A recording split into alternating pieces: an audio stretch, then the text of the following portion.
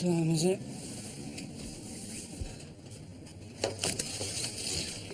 Mm. 1941. What a surprise.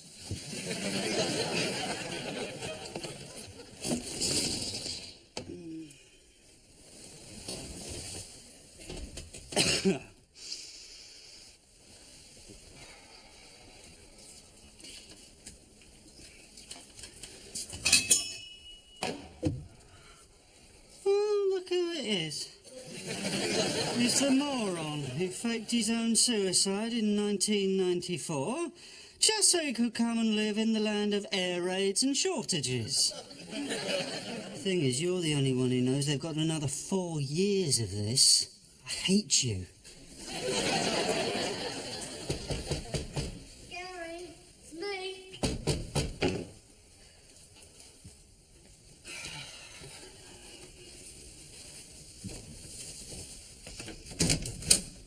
Morning. Morning. Do you sleep well? No. There's no water. The bomb damaged the mains. Marvellous. Well, Reggie's been to the standpipe, so there's water at the pub if you need it. Well, I just thought I'd come round and tell you. Mr. Sparrow, it's Mrs. Bloss. Are you there? Oh, no, don't answer. The last thing I need right now is the landlady from hell.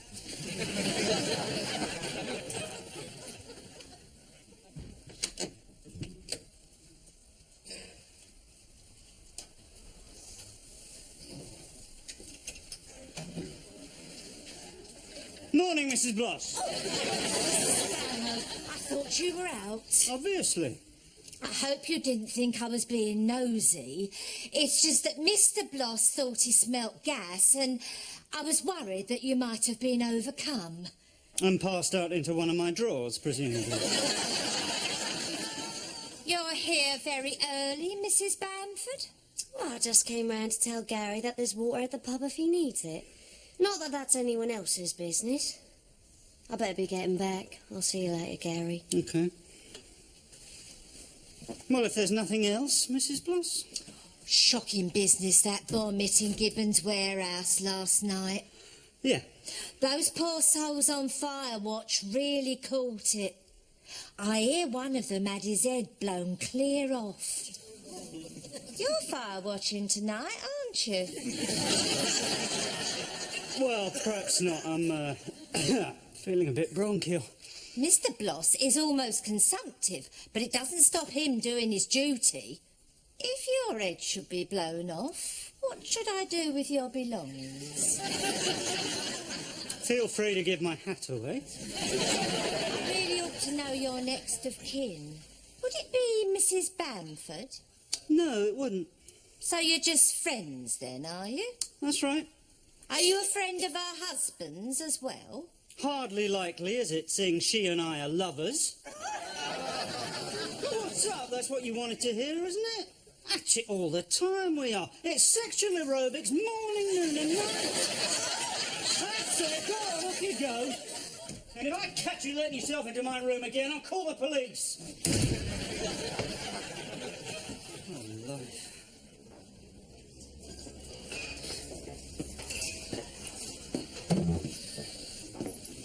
Afternoon, Reg. Hurt your foot, son? Yeah, turned my ankle over. Feels like a pretty bad sprain. Oh, that's rotten luck. And you due to come fire watching tonight and all. Isn't it always the way when you're looking forward to something? Well, there's no way you can walk around on a roof all night. No, duty calls, Reg. Now, listen, son. You can't stand 7 floors up on a roof in that condition. Well, if you're sure... We'll get you a chair. Dear son? What have I got to do? Open a vein? Gentlemen, please. Poor old Gary's twisted his ankle. We'll stick it under a cold tap. I see your advanced first aid course paid off. Anyway, there aren't any cold taps, are there? I want a word with you. In the snug, now.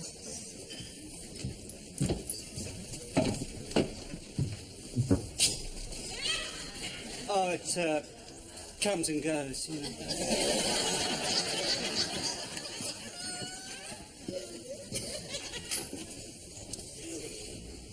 tell Mrs. Bloss that me and you do sexy acrobatics?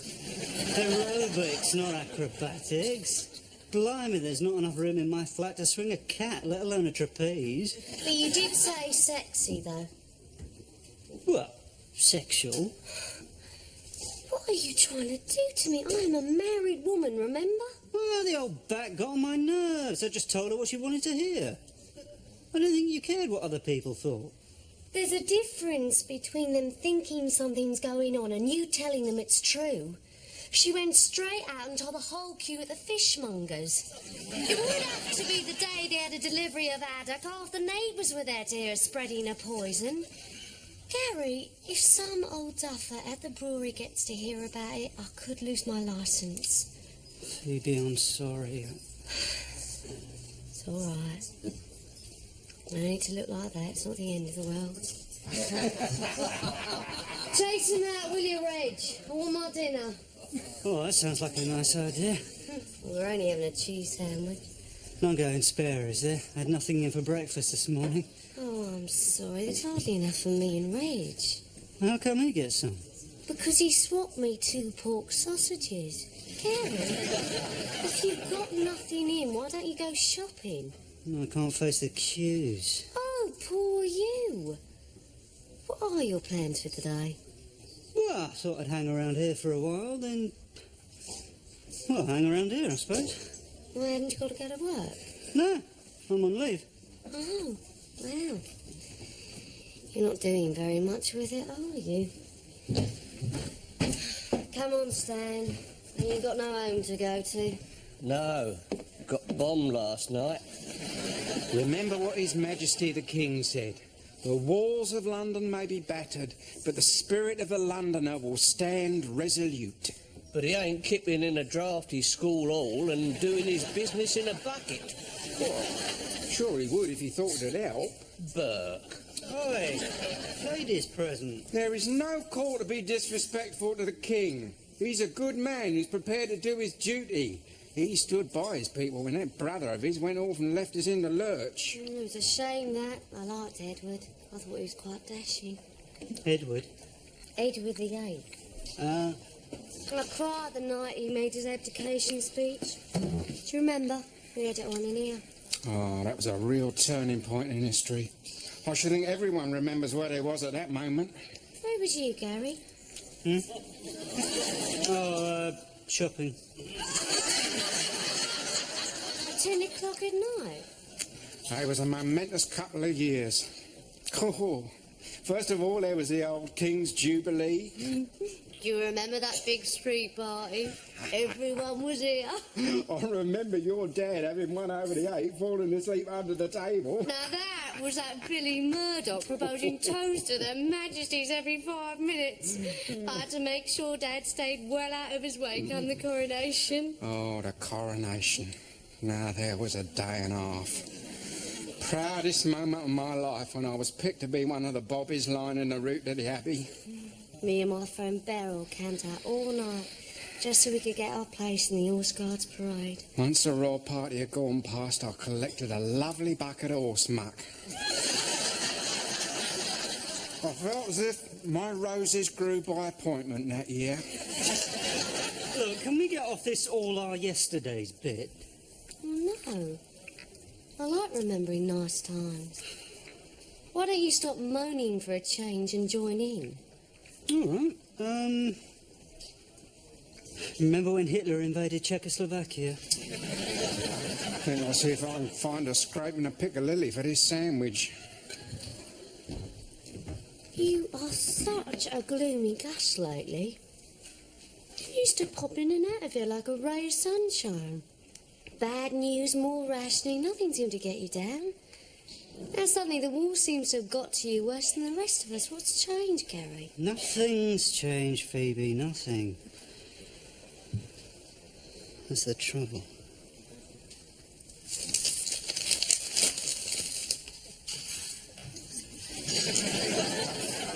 Surprise? Not at all. Let me guess. 1941 is an exciting place to visit. But as a permanent abode, it ranks up there with Sarajevo during mid-siege. A man out of your time you found it impossible to come to terms with. Very soon you started to miss your wife, your friends, and the comforts of modern living. How did you know? Because that's what I told you would happen before you went. Okay, it's official. You're a clever dick. Oh, Ron, I've made the most enormous ricket of my life. Why couldn't I have been happy just flitting between the two eras? Wish things could go back to the way they were.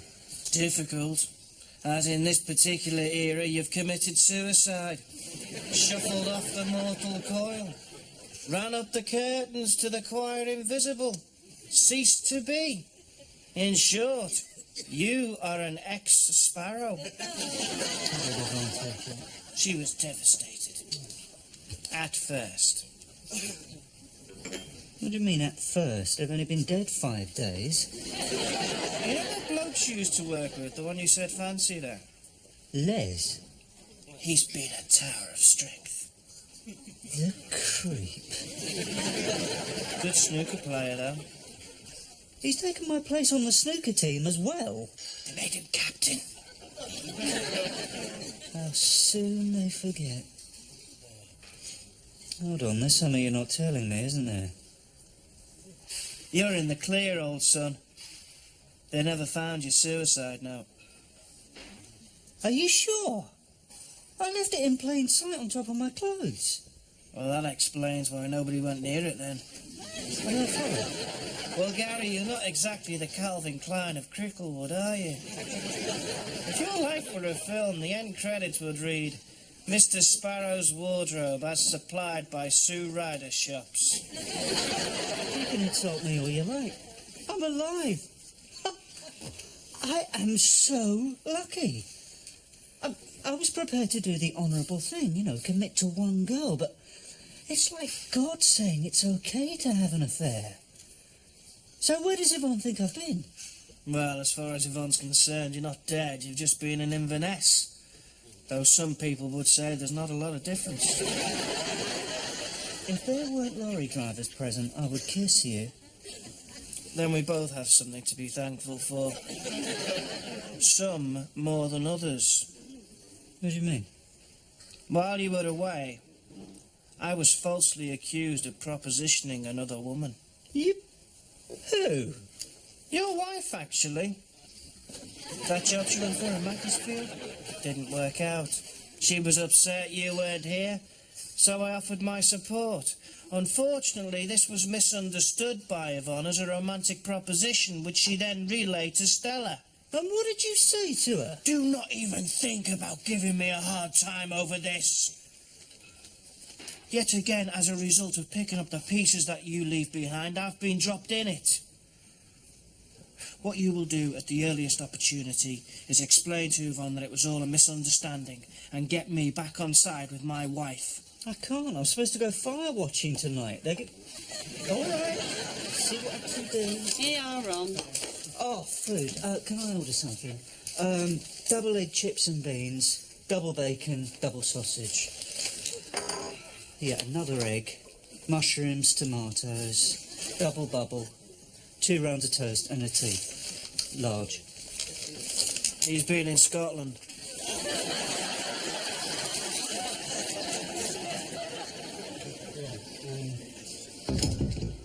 Give Yvonne and me a minute alone together first, would you? She'll have missed me. She's an emotional person. There's likely to be tears. Sure.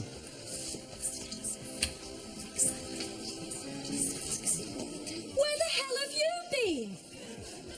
Scotland, you know where I've been. Gary, you could have rang once or twice just to let me know that you were all right. Well, you don't seem too distraught. Gary, I've had a rotten couple of days and I was fed up of sitting night after night on my own feeling miserable. So I invited some of the girls round from work, okay? Yeah, of course. Look, I'm sorry, I meant to phone. I just seem to be forever in meetings. It only takes 2 minutes to make a phone call, Gary. You're right, there's no excuse. Oh, come here. Oh, I can't tell you how great it is to be home. It's nice to have you home. Well, I'm really sorry about the Macclesfield job falling through. Thanks. Who told you? Hi. Get that pervert out of here! No, Yvonne, calm down. It was a misunderstanding. Look, I asked him to keep an eye on you while I was away. He was just offering you support. He offered to spend nights with me. Oh, come on. It's only... You never told me you said that. I was speaking metaphorically, I swear. Well, that explains it then. I am sure you got the wrong end of the stick. You know what he's like. He never uses one word when 10 will do. Are you insinuating that my verbal utterances are unduly complex? Whilst freely admitting to or leaning towards loquaciousness, I must nevertheless protest. Ron, you have the communication skills of Jimmy Knapp. Look, this is good old Ron we're talking about. He is a good and honest man. He's not the type to take advantage. I trust him. Can't you give him the benefit of the doubt? Just this once, but you watch it in the future. Thank you, Yvonne. You'll ring Stella and tell her it was all a misunderstanding. Later. Could I trouble you to do it now, only there might be one pair of my trousers she hasn't cut the crotch out of. I can't do that now. She's gone out. She never told me. No, she wouldn't. She's not talking to you, is she? Yvonne? As Gary's back, do you want us to push off now? No, don't be daft, Wendy. I tell you what, I'll go down to the off licence, get some more supplies. We'll make this a proper party. What'd you say? Yeah, that's a great idea. Bags I first dance.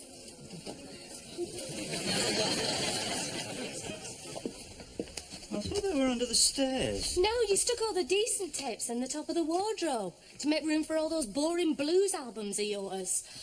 Oh, you'll have to get them. I can't reach. Shorthouse. Hey, they're behind the pillowcases. Yeah, go on. Oh, it's a great idea, this party. I really needed to let my hair down. God, Macclesfield was dull. You know, the job was dead man's shoes and there was no better place to wear them. Hey, S-Express, yes. And the attitudes of people up there. I happened to mention over lunch our pawn shop for a little experimental excitement. And they looked at me like I was Madam Sin. Honestly, it was like going back 50 years. You wouldn't believe it. Oh, I believe it. Look, I should have been here when you needed me. I'm sorry. You're here now.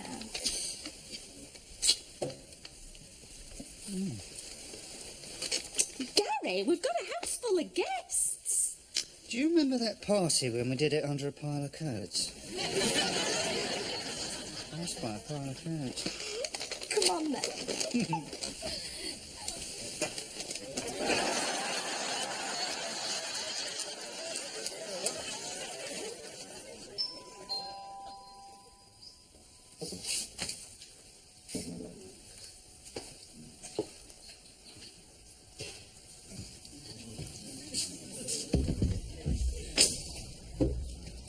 And how are you? Stud? Shut it.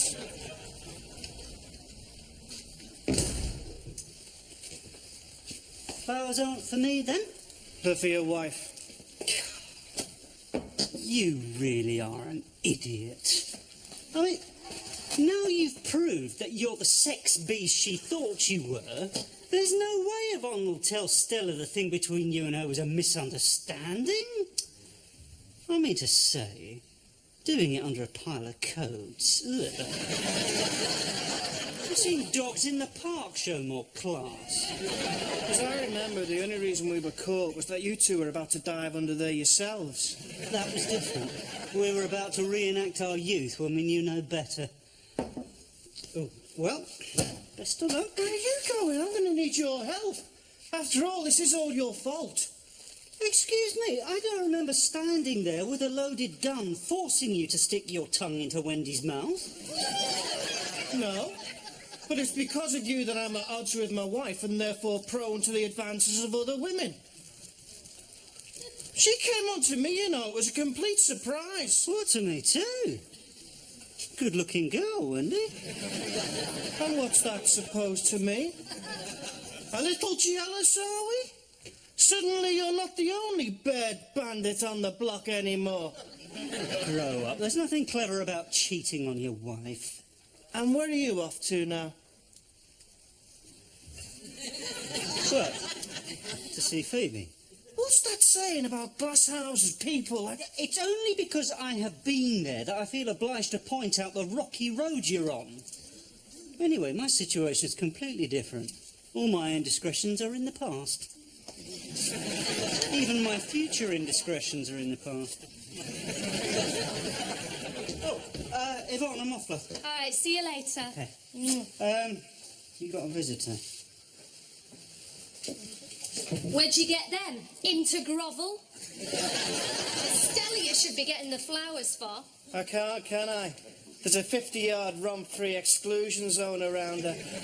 Well, I reckon that'll be up to at least a mile after I tell her about last night. Please don't. Honestly, all we did was snogging and some very preliminary groping. I think that's enough. But I'm not responsible for what's happening to me. First there was you taking my perfectly innocent remarks as a sexual overture, and then last night Wendy couldn't keep her hands off me. I think I've reached that certain level of maturity that Wendy and other women find irresistible. Don't flatter yourself, Ron. Wendy's a chubby chaser. Pardon? She likes fat blokes. The fatter, the better. I think you could have let me down a little more gently. But that just goes to show that I'm not to blame, except perhaps for my bad diet and lack of exercise. Oh, totally innocent, were you? And I suppose what we couldn't see is that you were fending her off under those coats. I struggled briefly. For God's sake, take responsibility, Ron. How can you even begin to believe you're sorry when you won't even admit you're at fault? I want you to say, I have seduced another woman and I am sorry. Go on. I've seduced another woman and I'm sorry. Again, louder. I've seduced another woman and I'm sorry. Louder. I've seduced another woman and I am sorry. Did you hear that, Stella? That's right, you did it. Good morning. You'll be pleased to know normal service has been resumed and Mr. Sunshine is back. Well, oh. Couple of pairs of nylons, lady. Look, chocolate, eggs, bacon, and as a special treat, a nice bit of English cheddar. Thanks. Well, don't I even get a smile? You want to be careful, son. You're getting a bit of a reputation as a black marketeer. Well, this stuff isn't black market. It's from It's from the American Embassy. It's still not officially sanctioned goods. Oh, don't be such a stick in the mud, Reg. Now, listen. I may be on sick leave, but I'm still a serving Bobby, remember? Well, how can I be called a black marketeer? I don't sell the stuff. I give it away. Stupidity is no defence. Well, Robin Hood gave away stuff to people who needed it. Nobody called him stupid. But he remembered to do his bit for his king. Completely lost me now. You didn't turn up for your fire watching duty last night. Oh, that's why I get the frosty reception. Well, I'm sorry, it couldn't be helped. I was called back to work, you know. I'm sorry, son, but it's just not flaming good enough. There, you see what you done? I'm so het up, I went and used the F word.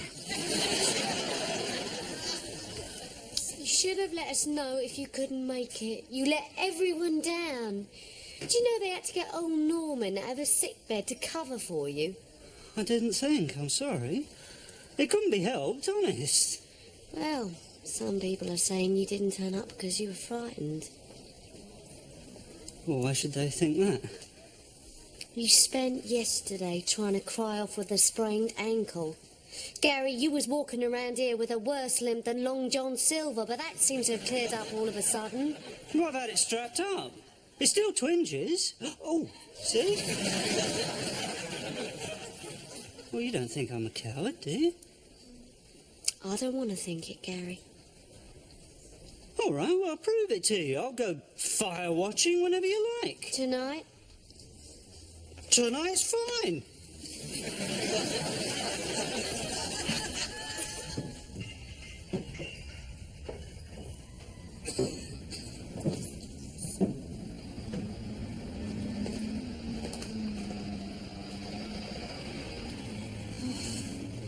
It's a long way down, isn't it? What exactly do they store in this warehouse, Reg? Paint, that sort of thing. That sort of thing would be terps and thinners, I suppose. Yeah, probably. I'm fire watching on top of a building that's stuffed full of highly flammable and explosive liquids. Suddenly I know how Joan of Arc fell. It's a messy job, son, but someone's got to do it. Reg, if this place gets hit, we're going to need flame-proof clothing, breathing apparatus and some heavy-duty firefighting equipment. I'm empowered to issue you with a tin hat and a bucket of sand. Nothing to worry about, then. Dad used to say you'd be better off sticking your head in the sand and using your tin hat to cover your arse. Baby. He did. No one has any objections. I'll patrol the bottom 2 floors. Stan, you take the 3rd and 4th. Bob, the 5th and 6th. And Gary, you can handle things up top with Phoebe. At last. Let's go and have a brew up, Bob. He's a bolshy so-and-so, that Stan. Now, anything you want, just let me know. Flight to the Bahamas leaving in 5 minutes seems pretty appealing right now. You're a card.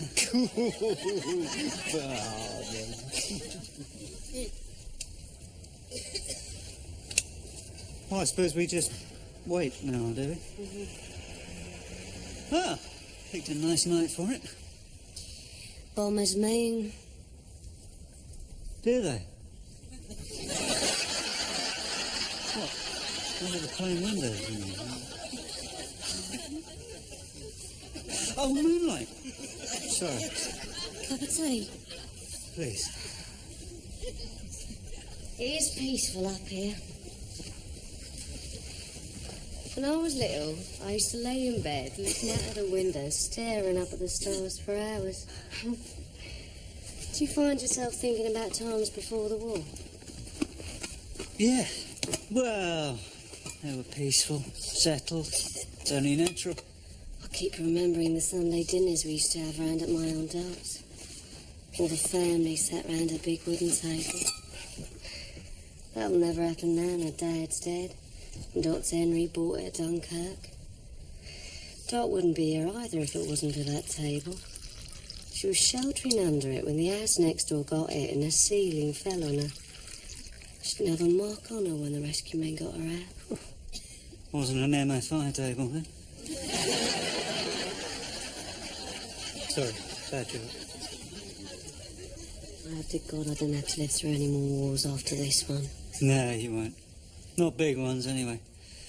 I'm sure Europe will settle down a lot once all this is over. Some things will never change, mind you. French will always be git.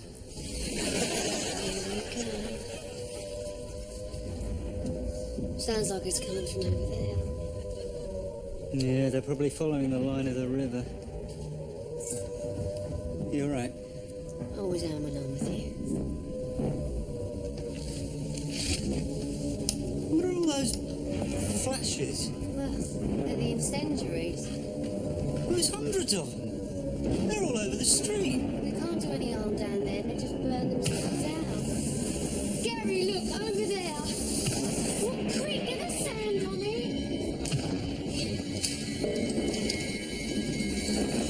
There's another one over there.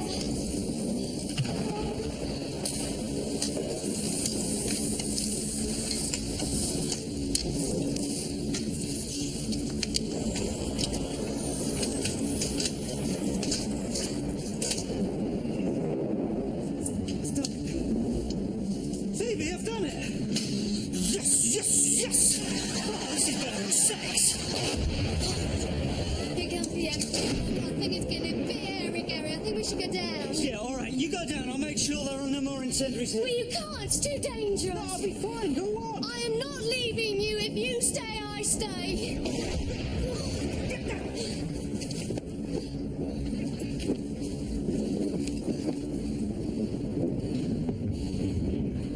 Why don't you sing us one of your songs? You know, like down the air raid shelter. Keep up our morale. Oh, come on, Gary. When this whole world starts getting me down, and people are just too much for me to face, I climb way up to the top of the stairs, and all my cares just drift right into space.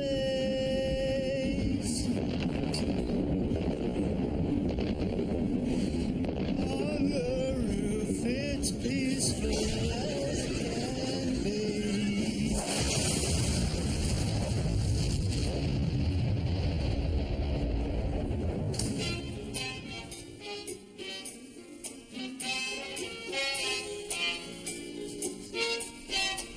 You're late. You been out on the tiles? Sort of.